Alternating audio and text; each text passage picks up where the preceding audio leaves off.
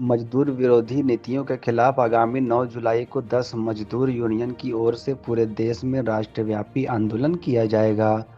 राष्ट्रव्यापी आंदोलन को लेकर कोडरमा में अखिल भारतीय सरकारी कर्मचारी महासंघ के अलावे तमाम मजदूर यूनियन के तकरीबन 500 प्रतिनिधि राज्य के विभिन्न जिलों से पहुंच रहे हैं।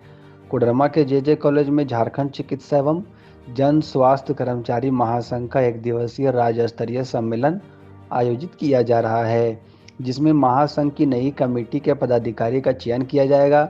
साथ ही 9 जुलाई को होने वाले राष्ट्रव्यापी आंदोलन को धारदार बनाने की तैयारी भी सम्मेलन के माध्यम से किया जा रहा है।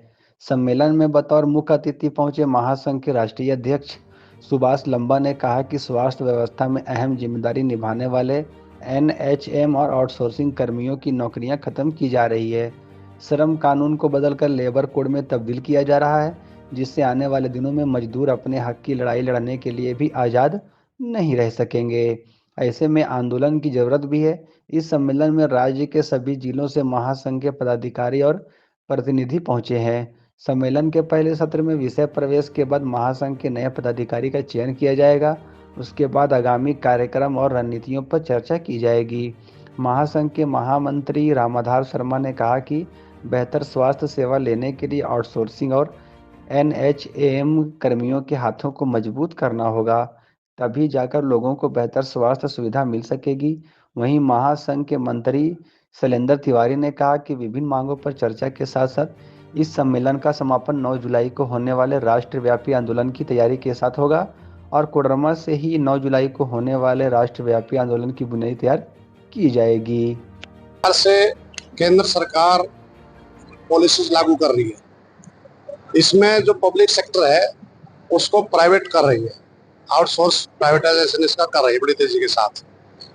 तो इस सम्मेलन के अंदर जो कॉन्फ्रेंस हमारी हो रही है, केंद्र सरकार की जो टोटल पॉलिसीज है, चाहे वो निजीकरण की है, चाहे वो रेगुलाइजेशन की है, अगर आप हेल्थ का ही देखेंगे तो लगभग 80% टोटल देश के स्तर पर भी जो इतना महत्वपूर्ण विभाग है उसमें आउटसोर्स कॉन्ट्रैक्ट एनएचएम के अधीन काम कर रहे हैं। उसमें डॉक्टर भी हैं, स्टाफ नर्स भी हैं, मेडिकल पैरामेडिकल सारे ही।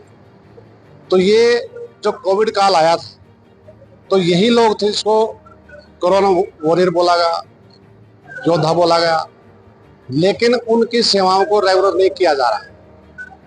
अगर बेहतर सुविधाएं हम देना चाहते हैं तो जो पोस्ट खाली पड़ी है उनको भरना होगा। जो आउटसोर्स, देखिए, यह सम्मेलन हमारा शेड्यूल के अनुसार होता है और फिर हम इस सम्मेलन में अपने नए पदधारकों का नए सत्र के लिए चुनते हैं और फिर एजेंडा बनाते हैं कि हमको सरकार से किन किन मांगों पर संघर्ष करना है, किन मांगों को रखना है। इसके लिए हम सम्मेलन करते हैं। विगत दिनों में हमारा क्या उपलब्धि रहा, सरकार के यहाँ क्या लंबित रहा, यह मसला हमारा रहता है आज का।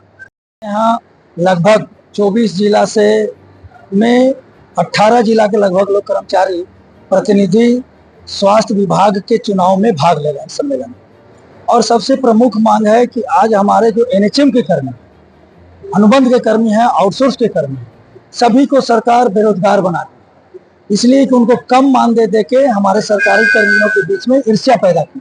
हम सरकार से यह मांग करते हैं कि एनएचएम कर्मी को जब तक स्थायीकरण नहीं होता है तब तक उनके समान काम का समान वेतन दे। आउटसोर्स कर्मियों को जो ठेकेदारी प्रथा से चलाया जा रहा है वो ठेकेदारी प्रथा बंद करके श्रम विभाग के अनुसार से जो उनको पैसा तय हुआ है वो राशि उनको दी जाए। दूसरी चीज है कि जिस तरह से हेल्थ इंश्योरेंस सरकारी कर्मियों को दिया गया है उसी प्रकार से उन लोगों को भी इंश्योरेंस दिया जाए। आउटसोर्स कर्मियों को ईपीएफ की कटौती की जाए। दूसरा चीज है कि एनएचएम कर्मियों को आपको एचआर सैंक्शन किया जाए, पद स्वीकृति की जाए। चतुर्थ वर्ग कर्मियों को तृतीय वर्ग में प्रोन्नति दी जाए। जो हमारे लिपिक संवर्ग के बंधु हैं उनको जो है 2400 ग्रेड पे में दिया जाए, जो सहिया है और ये लोग सारे लोग जितने लोग हैं इन लोगों को कम से कम सम्मानजनक वेतन दिया जाए।